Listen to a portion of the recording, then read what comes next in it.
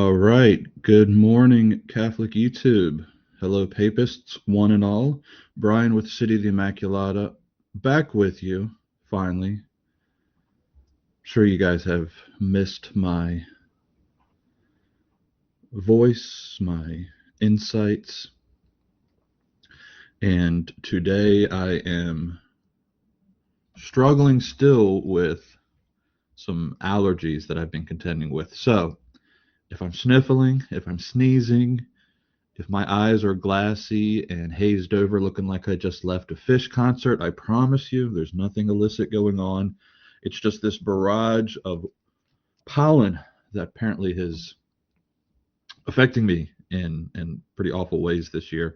Moved to a new state, and it's not that the allergies went away, it's just that they manifested differently in this state. So, yeah, dealing with that. Besides that, though, I think I have a good lecture for you guys today. I'm looking through, and most of what I have done with this channel, looking in the past and then looking at what I've got scheduled for the future, I think I'm finally starting to hone in. There's a method to the madness, though. When I come up with these lives, I'm not sitting down and plotting out what the next several months will be in terms of an arc or a theme. But in the past, I've actually had quite a few comments about, the breadth of the topics that I'm willing to discuss on this channel, and in a very complimentary way, and I appreciate that. I do have a wide breadth of interests, but I think it's generally better to have something that is thematic and that you can kind of focus in on and give your attention to. And I have my interests. Those of you that have been following me for a while would probably be able to spot some of this. And those of you who are going to be just now finding this channel and following it into the future, I think it's going to become a little bit more obvious of what this channel is about. And I really do want to give certain attention to certain topics and things where, even though my sort of scatterbrained at time wants to cover all these various things, I'm really trying to focus it down. So if you look at the schedule of what I've got coming up, it's going to be a little bit different. The stuff that I pre-record, the lectures with slides and those things, that still might have a little bit of a broader scope. But these lives, I want to hone in on a few things. And in particular, kind of what happened in the Middle Ages and what did we lose? Why did we lose it in modernity? And what would maybe be worth revisiting? Fontes, what can we go back to some of the medieval sources and help us sort of navigate modernity? And of course, with this channel, there's a very specific emphasis on the Franciscan tradition. And today we're following right along with that trajectory, as will we be the next time. I think the next lecture that I have set up is called Against Erasmus, Against the Humanists. So I will be upsetting the Erasmians, whatever you would call them, Erasmanites, among my what few I may have. I know I've got a few on X that follow me, and they're always upset when I disparage Erasmus, but I have my problems with Erasmus and the humanist movement as a whole, and that's going to be part of this overall theme of what went wrong, what changed, as well. Beyond that, I've got one on Mary of Agreda and some of the controversies around her and how that relates to all of this, as well. In the future, beyond that, I've got something on Saint Anselm, who was sort of one of the key intellectual minds that helped lead us into the high Middle Ages. And depending on which side of the fence you sit on, he's one of the leading problems, or he's one of the leading entryways into the glories of the Middle Ages. And I think you guys would know which side I fall on. But for today, we're going to focus in on Francis himself. And I'm going to be drawing from really two sources for this, both of which I recommend that you read. One is Battoni's Take Nothing for Your Journey, and the other is Chesterton's biography of St. Francis. I've heard this was making the rounds on X a while back. Quite a few people who are specifically Thomists who were upset with Chesterton and his portrayal of St. Thomas in that biography. I read it very early coming into the church. You keep hearing, as you convert to Catholicism, Chesterton's name, of course, Thomas's name comes up. Chesterton's name comes up a lot. And I'm like, okay, well, let me read that biography. I wasn't impressed, but I didn't have a good compass to. I'd never read, it was the very first work I'd ever read by Chesterton. It's taken me a while to sort of warm to Chesterton in his style of writing. Once I've warmed to, I may eventually go back and revisit the Thomas book. I don't know, but for his biography on St. Francis, whatever you think of his treatment of Thomas, there are some fantastic insights in his biography on St. Francis that are almost elusive to other writers of Francis.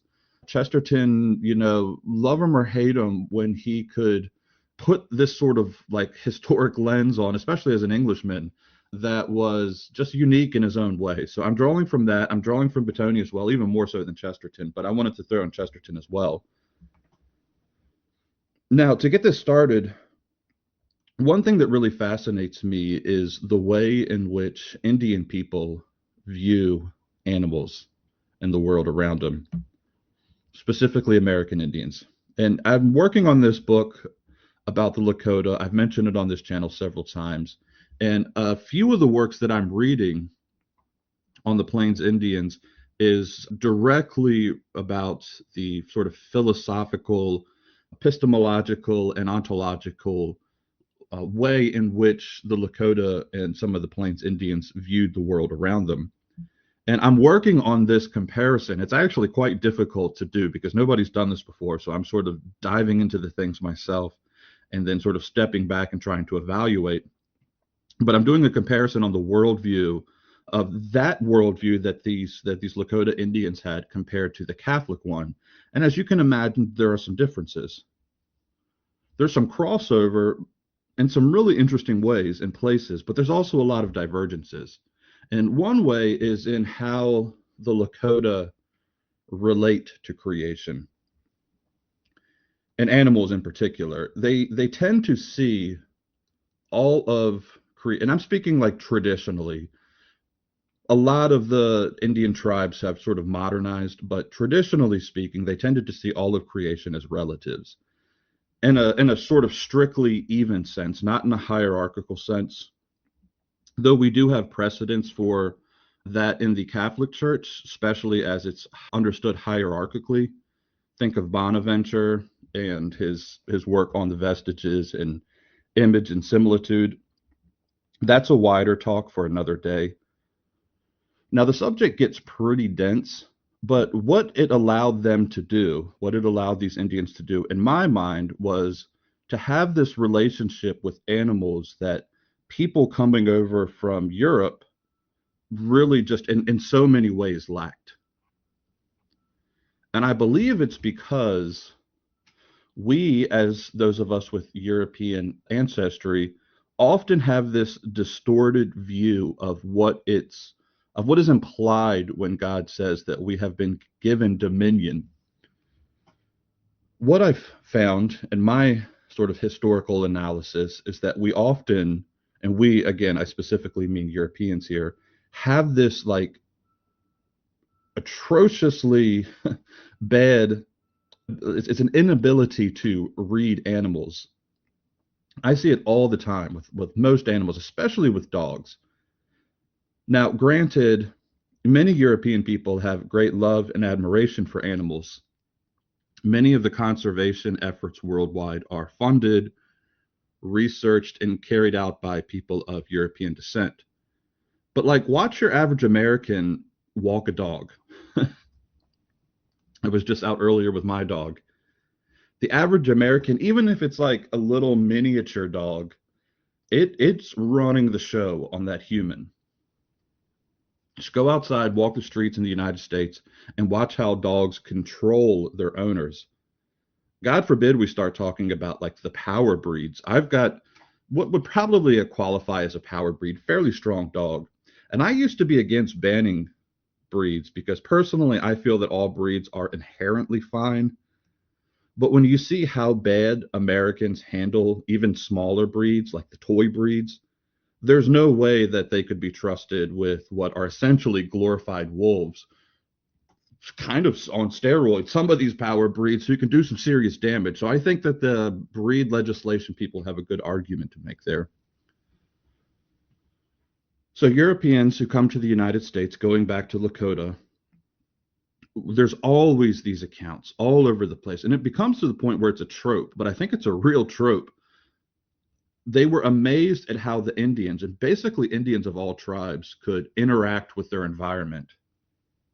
It was said that you couldn't sneak up on an Indian. It said that they could basically track anyone and they never would get lost in the forest. They also managed to master the horse. It's so ingrained in us to that when we think, usually a lot of the times, if you're like, okay, bring an Indian to mind and what are the things that you would associate with them, the Indian on the horse, we almost take it for granted. But the fact is that the animal, the horse, became extinct on this continent, and every Indian tribe who took to the horse had only recently acquired them within the last 50, 100 years, 200 years at most, before there's just like this, before there's just this explosion of their mastery. And within that short, span, they outmatched all of the Europeans who had these. We had had these animals for centuries, for millennia. It's actually astonishing and astounding when you think about it. We've had this science, and oddly enough, okay, so we have a science. This is the thing, right? Europeans have a very scientific mind. Oddly enough, a very emotional mind as well, where that's the sort of connection that we make with animals. We can understand them anatomically, physiologically all day. We can do that stuff all day. We can empathize amazingly with animals. Again, people of European descent are often those that are leading the charge in conservation. But other cultures, and here, speaking specifically about the Indians, they have a more intuitive relationship with the animal. They truly like know them, whereas we mostly like observe them. But then you have Francis. Francis was said to have what I think is really this almost Lakota relationship with animals. What I mean by that is specifically in the intuitive level where he could communicate with them. When Francis preached, birds would stop and listen. The wolf became docile in front of him. And my question naturally is, what is it that he had that seemingly the rest of Europe lost? That's the question I kind of want to look at. And there's no better place to look than his Canticle of the Creatures, one of the most glorious hymns you will ever read. And if you read it and you're not just astounded by the theological depth of it and the beautiful prose, of course, then the problem is with you.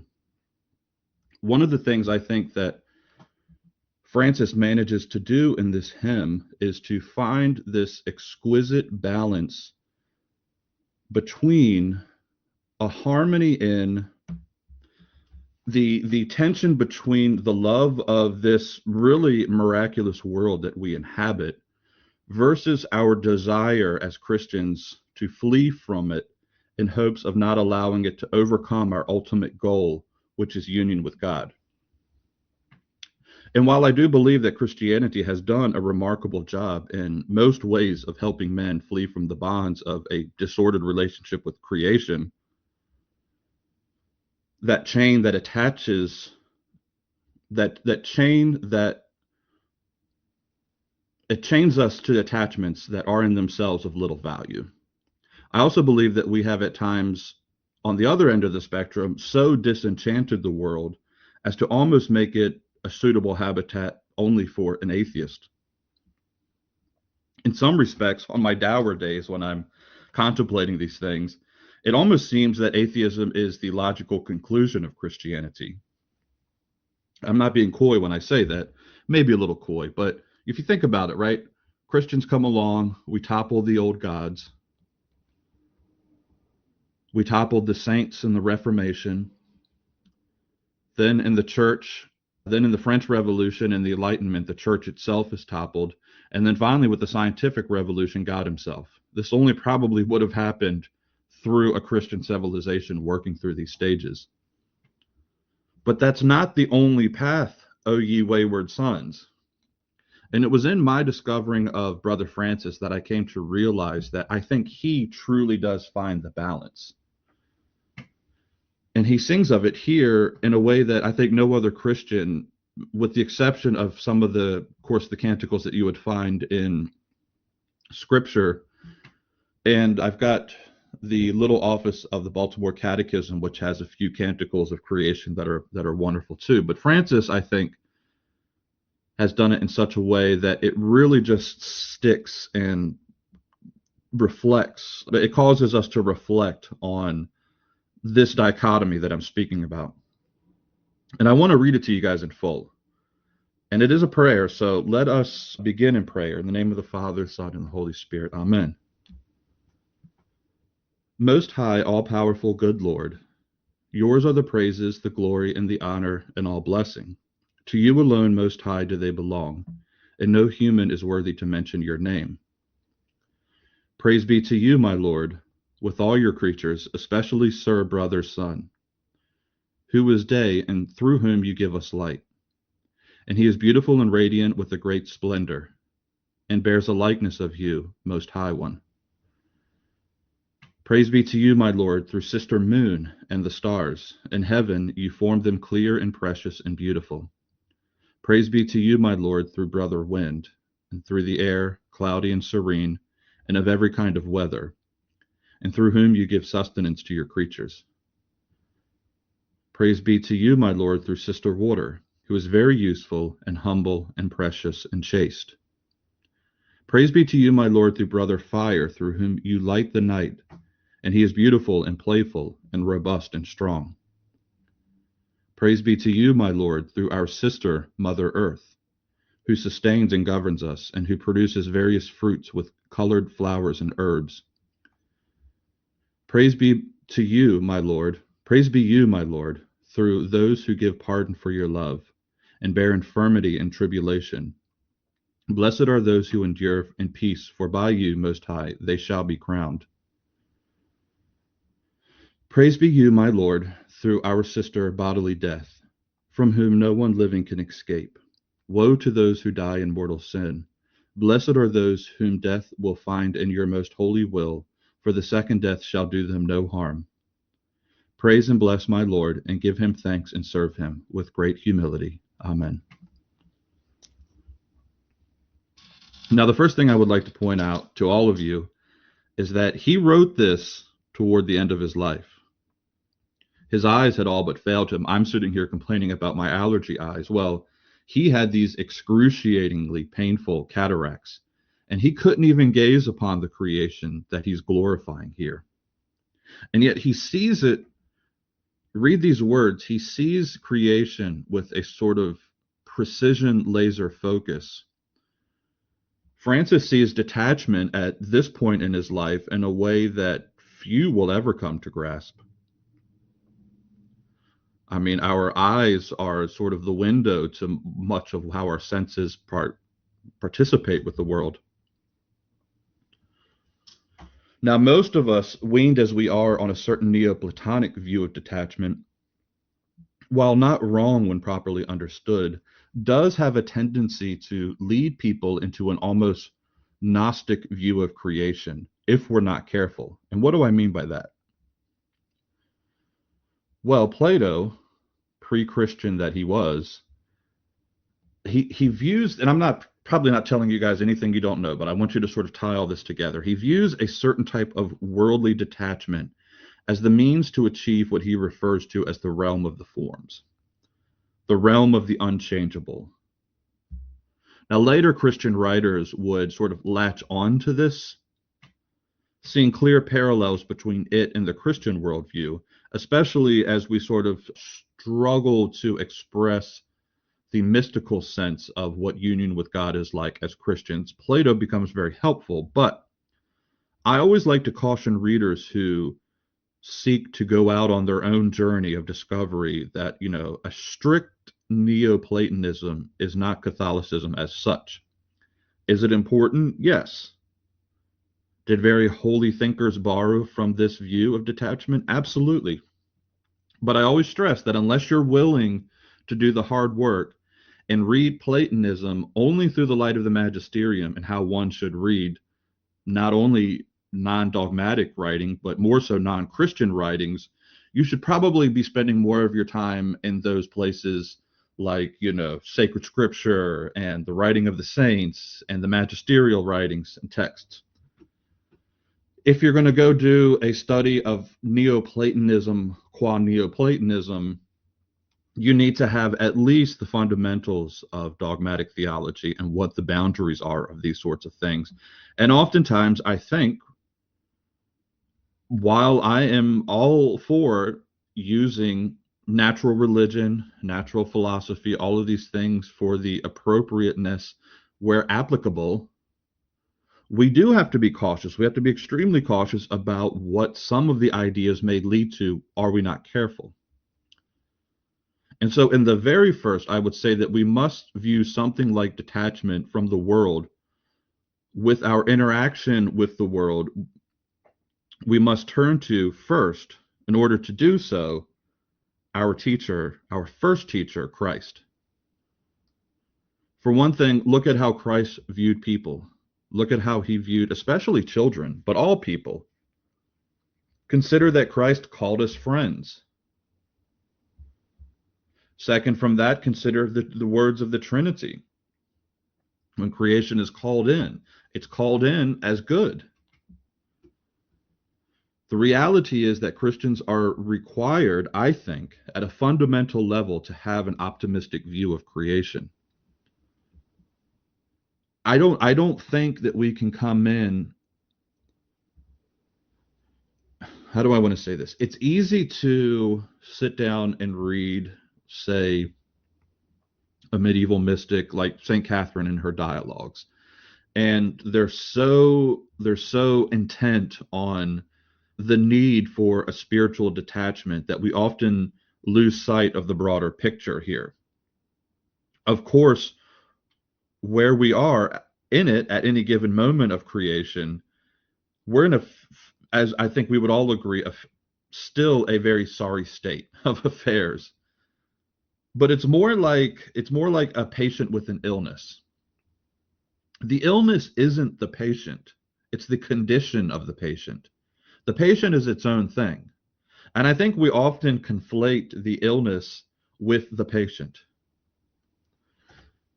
So we must see that our detachment is a detachment from things which perpetuate and fuel the illness. Related to that is the vantage from which the illness affects us. It's contagious. It's a contagious patient.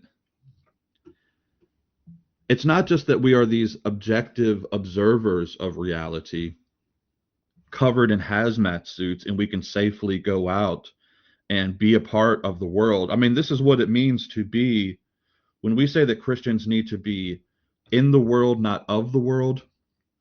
The idea here is that we have the safeguards up and the proper things that we can go out to tend to this ill patient in a way that it doesn't contaminate us.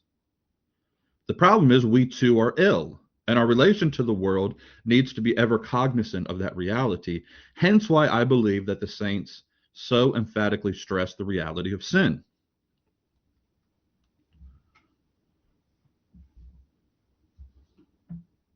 I feel like at times like I need to have like a board or something to sort of tie all of these things together, because there's threads in all of this, and sometimes the threads are like points of a branch that go off in different directions. But I want to be clear that I don't deny that when we are approaching creation, and as I'm going to say here in this way, that we are objectively optimistic about creation, it's not a denial of the reality of sin, and it's certainly not a denial of our attachment, our disordered attachment to these things. But drawing attention to the dangers of worldly attachment is still not a denunciation of the world. It's a relational deformity. So are we called to detachment? Yes, absolutely. Are we fallen, sinful men? Absolutely. There's no doubt. But we're also called to tend to the garden. And therein lies the problem. I feel in so many ways the call to detachment leads to a certain shirking of our responsibilities, our duties, given to us by the Lord in the garden to guard and to keep. It's almost like, okay, well, I'm supposed to be detached, so I just need to like let all that stuff out there go.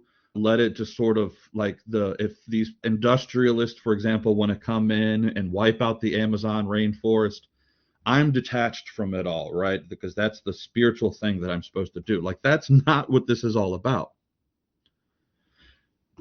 Because then we have the Pavarello of Assisi, our brother Francis, who many would like to claim that this was all legendary apocryphal, these sort of associations that he had with animals, which I think is patently false.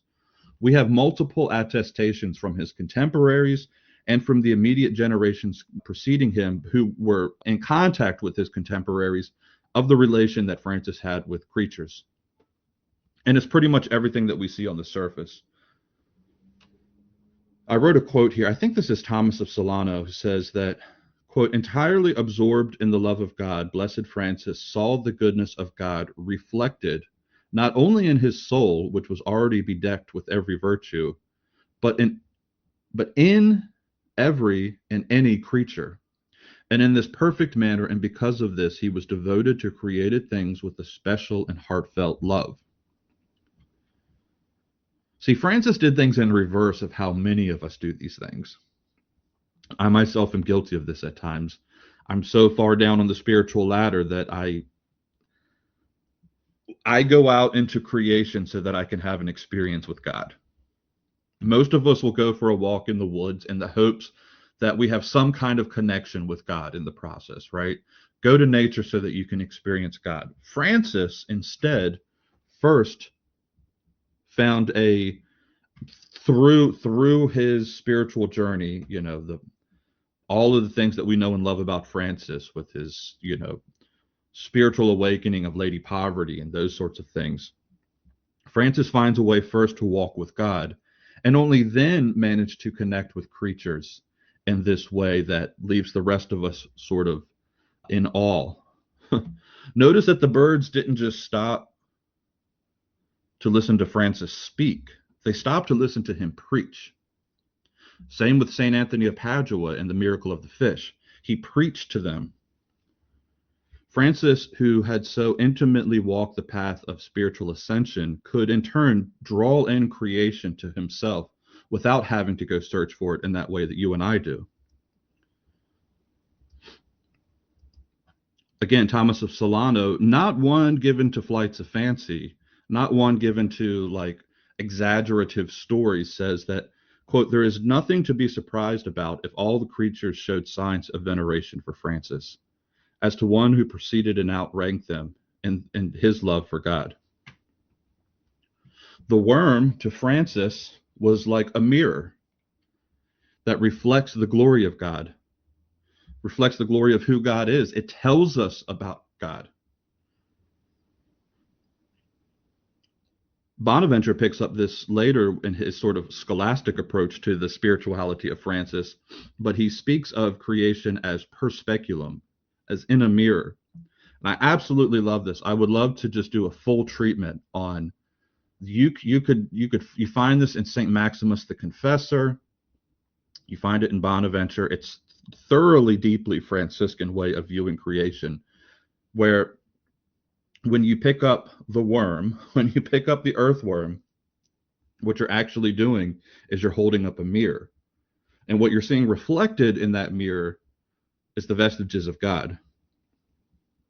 Even if not rational creatures, on an instinctual level, creatures came to and were docile before Francis because I believe that they felt that they were being approached by someone who saw the mirror of God radiating from them, who himself actually was radiating the mirror of God in this sort of, again, going back to Bonaventure here, there's a hierarchical sense in which Bonaventure sees creation. This is why I say, this is another branch, but this is why I say that all of these things are related in the sense that, like, so Bonaventure sees the relational aspects of creation. There is no there is a distinction between nature and supernature, don't get me wrong, but it's more of a mode of existence than it is the sort of, dare I say, two-tier approach to nature and supernature. So an image, man as an image, is also a vestige. Now there are vestiges, all images are vestiges, but not all vestiges are images, right? So we, in that sense, we are relational. All of creation is relational to us in that sense.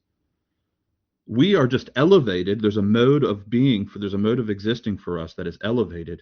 And then that's further elevated when we become not just the image, but also the likeness of God.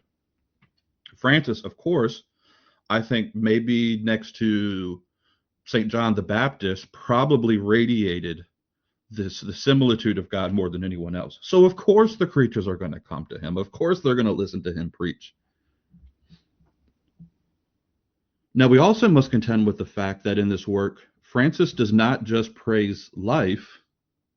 He does not just praise the vegetative souls up, but he also praises inanimate things and addresses them as relatives as well.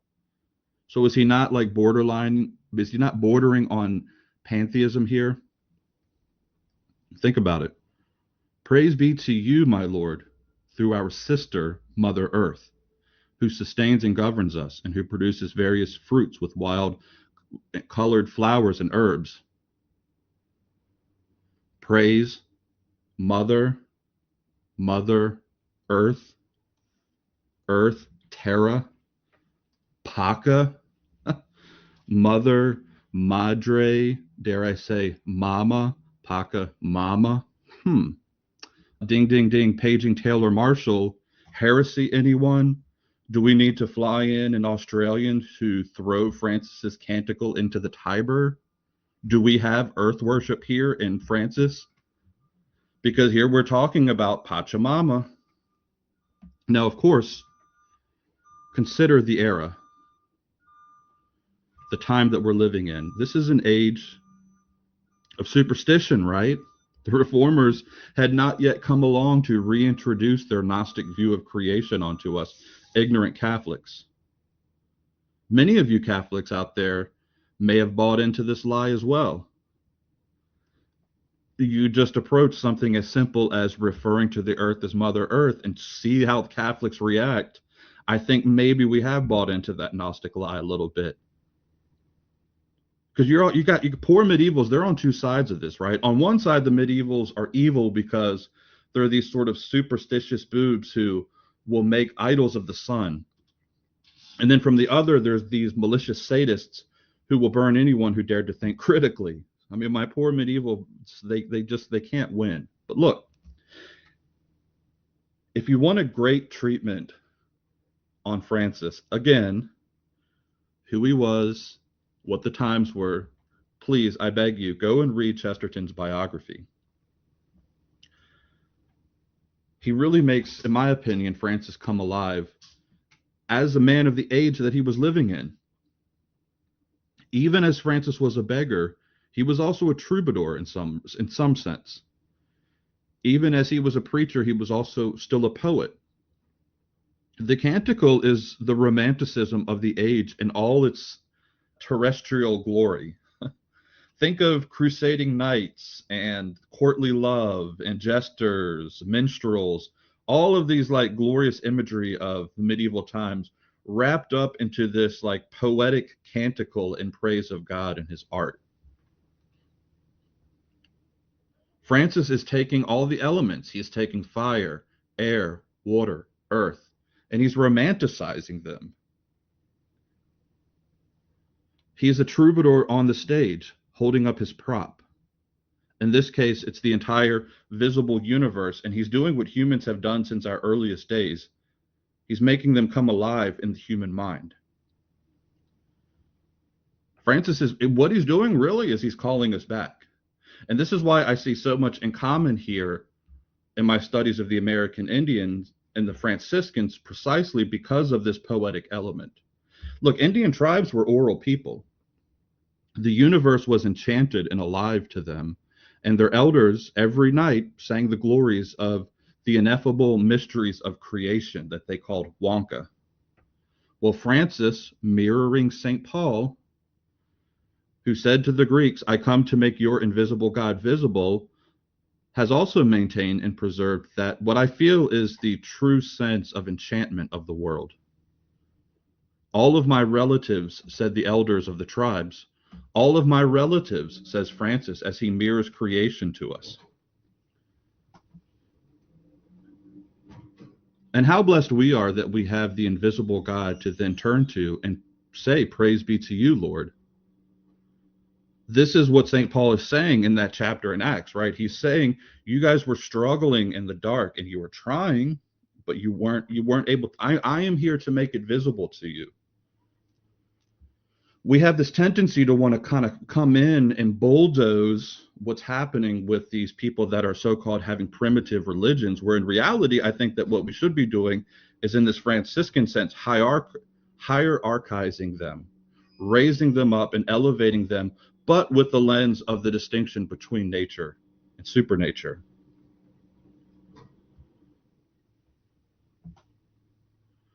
So we're able, thanks to Francis, to turn and say, thank you, Lord, for brother fire, for sister water, for mother earth, for this Pachamama. Why are we all relatives? Well, because we all sprang forth from the eternal mind of a wisdom who was ancient when the pillars of the universe were being laid. Francis was like a man whose the scales had fallen from his eyes, and yet strangely enough, as he spoke this prayer, his own natural eyes had failed him. Isn't that interesting?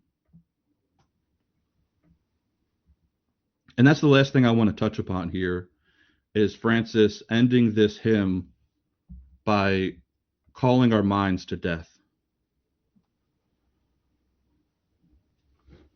Got distracted by the comments there. What an interesting and amazing poem, right?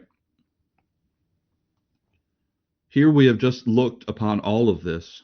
We have called our minds to awe and to wonder. And then Francis asks us to contemplate death. This is why it's so hard for some people to pin Brother Francis down. And this is why you often get these extremely divergent views of who St. Francis was. I have seen, especially from those, let's say, the granola crunchy folk who otherwise love Francis, you know, when he praises Mother Earth, but who sort of want to like tuck away this last passage when he praises Sister Death.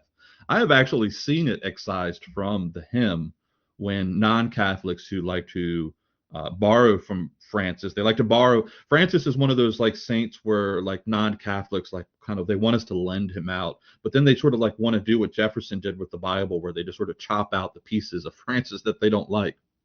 But, you know, granted, understandably so, because if you lack the theological virtue of hope, you certainly will never see the way in which even death has been transformed by Christ. Look, even as idealistic as Francis is, he's a realist. He is a saint. The saints are all too aware that sin is a condition, that the eternal effect it has on us is very much a reality. So, praise be you, my Lord, through our sister bodily death, from whom no one living can escape. Woe to those who die in mortal sin. Blessed are those whom death will find in your most holy will. For the second death shall do them no harm. What a tragedy it is, Francis is saying, to see all of this glory, to recognize all this mastery and this beauty, and then to die in a state of mortal sin, to be cast out forever. Regardless of what your views of hell are, I have my doubts that, you know, it's some kind of like like the medieval representation of, you know, the torments that some of their minds conjured up about hell. But one thing I'm positive of is that it will not represent the glory and the beauty that Francis so eloquently illustrates here for us in this canticle. Whatever hell is like, it's not going to be glorious. Francis is drawing your attention to all of the glories of the things that we objectively have that surround us. And then at the very end, he's saying, what a shame it would be to lose this. As a man who was dying, as he's dictating this hymn to his brothers, I believe that Francis felt more intensely the reality of sin, the loss of souls for eternity, and in a way that only a theology in the truest sense of the world, and the way that only a Catholic in the truest sense of the world is calling us back from that precipice. Because we often forget this, the beatific vision does not just include a heavenly abode for eternity. We're promised a new heaven and a new earth. And I want to be there, and you should too. I personally believe that there at this new heaven and new earth, we will not only embrace our loved ones again, I think we will also taste the refreshing waters of sister water. I think we'll feel the rays of brother sun. I think we'll feel the cool breeze of sister air move past us. And yes, we will feel the firmaments of sister mother earth hold us up as we have come to comfort ourselves with the little haven, the little garden that the Lord has given us here that we call earth, that we call home. I don't know what you're talking about here, Benoit, Luis, but it has nothing to do with what we're talking about. So I'm just going to delete. Sorry, I don't really like trollish comments. I don't know if you're trying to be a troll, but let's see here. I feel as though too many Christians operate under the idea that we don't have to act responsibly with regard to the natural world because it's only temporary. Yeah, and this is where Laudato Si.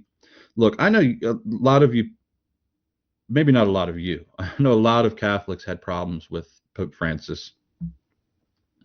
Some of the problems were more or less legitimate, but one of the things that Pope Francis bequeathed us to the church that I think will have a lasting legacy well into the future is his Laudato Si, which is directly drawing from Saint Francis's Canticle here. And he does a wonderful job because, again,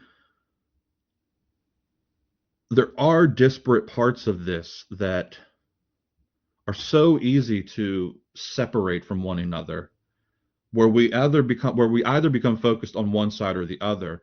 And one of the things I love about the Franciscan tradition, I don't know enough about the others to say anything, but I know this is in the Franciscan tradition explicitly, is this idea of the threads of the tradition, where we can, sometimes as hard as it may be to do, we weave together this thread that goes all the way back, really from if you want to be like truly the full breadth of it, goes all the way back to the beginnings of creation, right? But certainly all throughout the history of the church, there are these threads that sort of come together, even if certain parts of that thread might seem like they're on opposite sides of the spectrum. But what I'm talking about here is that in Laudato Si, the encyclical that Francis wrote, he does a great job of talking about care and responsibility for creation without losing the importance of the human element and the economic need that we have as humans to make use of the earth for our sustenance. Now, we've gone wild on that. We've got capitalism run rampant, which basically is if I wanted to use strong language, I would use the R word, but I would just say it's an assault on the earth so that people can get wealth at the most exorbitant levels that human beings possibly can, as opposed to actually just having the ability to, I don't know, take care of your family, take care of your tribe, take care of your country, right? The sort of things that like we could all scale these. Basically, Francis in this encyclical is saying, like, we don't need to destroy the earth to maintain a legitimate, fair, just human economy. But we often have people, and Francis goes after the environmentalists in this and that encyclical too, because he says, look, we can't like worship the earth to such a degree that we're going to allow like human beings to starve or not have the basic minimum that they need to have a healthy life. So yeah, I absolutely agree with you. I think that if we're gonna like if there's one side or the other that Christians fall on this, we tend to fall, at least here in the West, maybe worldwide at this point, towards the economic human concerns as opposed to the natural concerns. And the idea is that these two things are not divorced from one another. They are intrinsically related to one another. We are all relatives. Yes, humans exist on a mode that is elevated from that of the animals, elevated from that of the inanimate world, but we're all vestiges. Bonaventure says, you know what a vestige is in Bonaventure's language? Bonaventure says that a vestige is like the footprints of God. And I think about that so often. You think of like, well, what does he mean by the footprints of God? What he's saying is that when you pick up the earthworm and you're looking at like just something that is, it's the way that I could say this. Like if you look at an earthworm, it's very easy to lose the intricacy and the beauty and the grandeur of the earthworm, right? And this is where Europeans are good. This is going back to the beginning where I was saying that Europeans are good at getting at the anatomical and physiological and the ecological things that animals do. Europeans do a great job of this.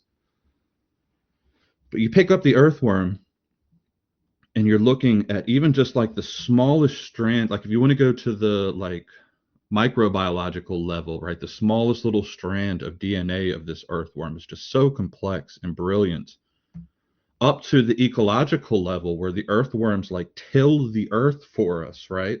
And you hold that up, and Bonaventure's saying, like, this is the remnants of something that has been here, the footprints. If I'm in Michelangelo's studio and he's sculpting and he's chiseling away and there's dust all over the place, but there's this beautiful statue in front of me, and I'm looking around and I see footprints in the dust, right? Well, Bonaventure's saying that these footprints are the footprints, all vestiges, all of the vestiges are footprints of a creator, of an artist that was here before we ever came along. So, anyways, guys, coming up on an hour. We've got to go out the door here in a second, so I'm going to cut the stream. I hope you guys enjoyed this one. I will be going after the humanists next because the humanists come along with their learnedness. I will get into it. I will get into it as I can next time but like the humanists undo a lot of this. Not that I disagree with everything that they had to say or all of their criticisms of the Middle Ages. I think, again, you need to, I don't know, man. I mean, it's like you can kind of nuance yourself into a corner. And I get that, like, sometimes when we talk about, like, you just got to be so nuanced, man. Like, it's become like a meme. But we do need nuance. There is a degree of these things that are, that we're trying to maintain a proper balance of. And so what I'm going to do with humanism next week, I feel like, is a critique without necessarily a condemnation. Maybe that's the nice way of saying it. Not next week, whenever it's following week or whenever I've got it scheduled. But anyways, tune into that. Followed by that, I'm going to be doing Mary of Agreda and the glory of Franciscan mysticism with the great Blessed Mary of Agreda, and how the Middle Ages never really did die. They've just been hiding in little wonderful pockets of the Catholic Church. So God bless you all. Take care. I will see you then.